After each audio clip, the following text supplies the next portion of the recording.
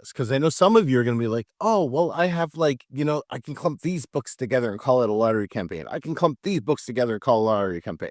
And you're going to go crazy like that. And you're going to end up having all these different campaigns that are just going to do nothing but confuse you. I say all coloring books. Okay. Then you could set up one for like all puzzle books, or you could set up one for all like journals, right? Could you sub niche that down a little further? You could, but should you?